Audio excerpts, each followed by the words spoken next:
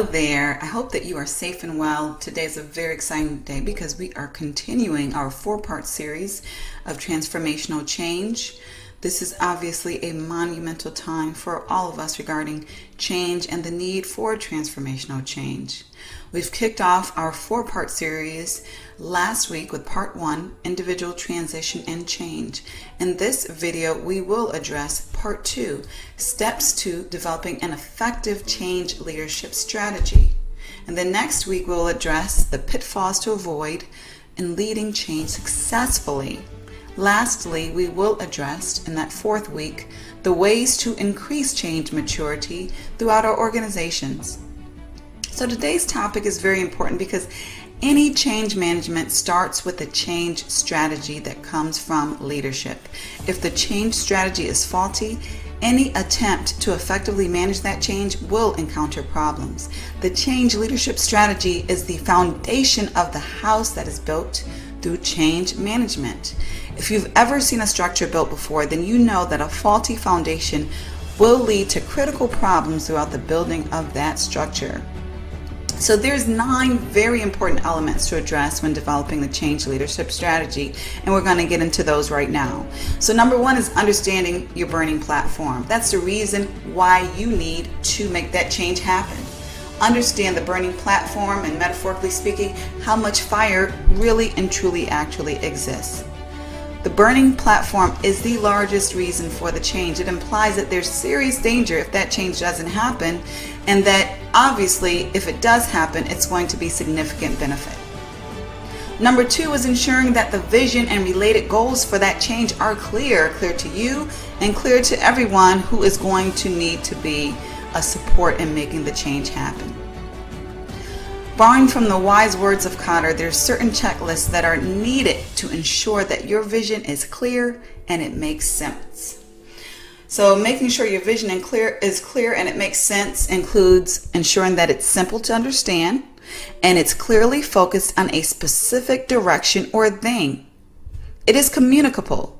So that means it's clearly and able to be communicated to others in a way that they easily understand. It is imaginable. It's a believable idea is what that means. If you cannot get others to believe in that idea, then how are you going to get them to participate in it, to support and contribute to it? It takes more than one person to make an organizational transformation happen. And it is desirable. That means that people see what's in it for the organization. And hopefully they see what's in it for them. They can see the benefits. It is feasible. And that means that the vision is doable. So it's not just benefits that are tied to it, but they know you've done your due diligence, you've done your research to ensure that this vision can actually be implemented in a reasonable way successfully. And lastly, you want to ensure that your vision is flexible. A vision is an idea, it's a picture. It's not the implementation itself. So when you're embarking on something new, then you must expect that unexpected to happen. You must anticipate the need to adapt and be flexible. And this is more true the bigger that transformational change is. So number 3, as far as the strategy steps that are needed for change leadership, all alternatives should be identified.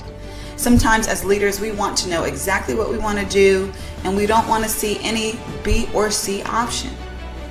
And that's fine if your mind is made up, but you want to be educated on those alternatives. You want to ensure that those alternatives have been vetted and compared to the present vision, compared to based upon costs and benefits. You want to do your due diligence, your analysis to ensure that the organization is truly making the best decision and is prepared to address that inevitable skepticism that will arise with almost any transformational change within an organization.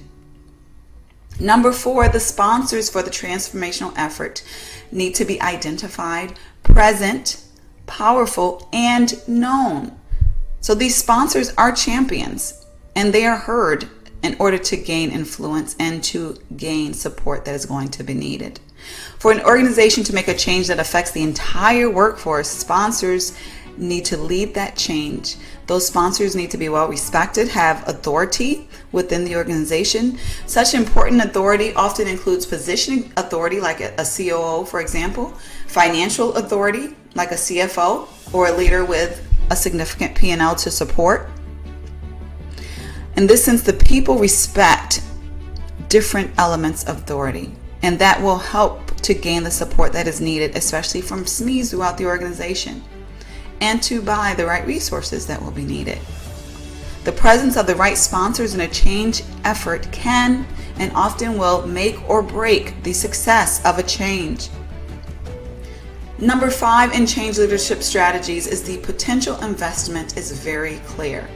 So anyone who has led an enterprise-wide organizational change know that the costs and investments required will fluctuate, oftentimes beyond the initial prediction.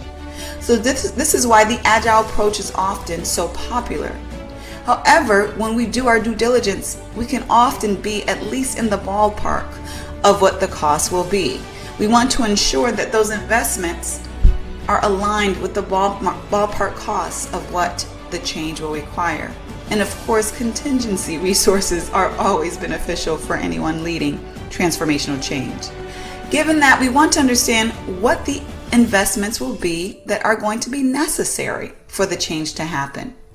So this includes the time that will be required, how many people will be needed to work on the effort, what technology will be needed to make it happen, and ultimately what money investments will be needed for success. And number 6 is similar to the sponsors. You will need to choose your entire change team very wisely. The team will typically be made of many teams. You will have the project team that are very hands-on, an advisory team who provides that thought leadership. You may want to ensure that you have the right subject matter experts on these teams, executive teams that will serve as governance, ensuring that regulatory issues and alignment with the overall organization strategy is there. The right champions who will be your power messengers need to be part of your team evangelists, and the right influencers. These are very important elements of your teams in order to institutionalize the change and make it doable for the masses of the organization during the change effort and beyond. Number 7 in change leadership strategy is you want to ensure that your organization chooses the change approach that is right for your organization. The change approach should honor the values of your organization, not go against them. Does the organization make decisions on a consensus basis or a top-down basis? Does the organization operate in a highly centralized or decentralized manner? Does leadership keep information close to the chest, or is it more transparent regarding why things are done and what is being done? Does the organization trust the people with the information up front, or do they typically snowball efforts little by little? Regardless of what is deemed right or wrong, you are going to need to ensure that you're going with the grain of the organization and not against it, unless going against the grain is part of an overall cultural transformation in itself.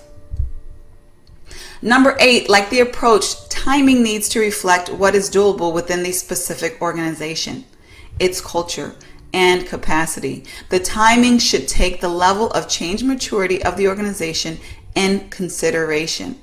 We will talk about organizational change maturity in our next video next week. Right now, you want to consider if the change will be incremental or radical. Now, obviously, less change mature organizations may need more incremental change instead of all at once. You want to decide whether the transformational change is going to be immediately implemented or at a later time. Is this a transformation that needs to be sold for a couple of years before it's accepted, or immediately starting to roll out? Is it going to be rolled out very slow or very fast? Again, the change maturity should inform these decisions. Is the timing going to be flexible and adapt to organizational changes, or inflexible and timelines held regardless of what happens? Some organizations think this way. It's a very difficult way to operate, but this is the cultural values of some organizations. Finally, what will be the tolerance for individual transitioning?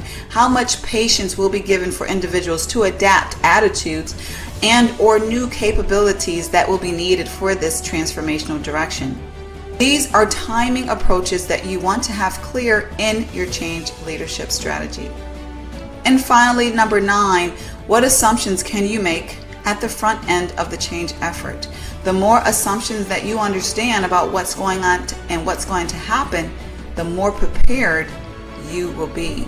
You can make assumptions by doing your research, your due diligence, including benchmarking with similar transformations that have taken place. Some transformations that can inform you may be in-house and others perhaps out-house as far as within other organizations. Some examples of assumptions that you will need to be clear on in your implementation includes, will the business model change or stay the same? Will technology systems change or stay the same? Will processes change? Will departments be reorganized? Will you need to augment your workforce? And what about customer training? Well, the customers need to be trained, skilled, and or informed regarding the transformational change that is happening within your organization. Employee training, is that going to be needed? What are the planned business interruptions? What are the unplanned business interruptions? Will there be a specific dollar limit to making this change happen? Will there be a specific time limit? So your assumptions can obviously be endless based upon the needs of your organization, but you do want to be clear regarding what they are. So these are the 9 elements that are necessary for a comprehensive, effective change leadership strategy. To learn more about how to bring change to your organization in an effective way, or to explore the change certification programs for your organization and various classes related to that, check out the more information that is available through the link. You can also, of course, always schedule any time with me. Exploratory session is available complimentary through the links that are available as well. I wish you the best on your transformational change. More than likely you are going through one, just because most organizations are right now, if for no other reason due to COVID. Wish you the best. Share this information with anyone who you believe will benefit, whether it's a colleague or a friend, and have a great day. Take care.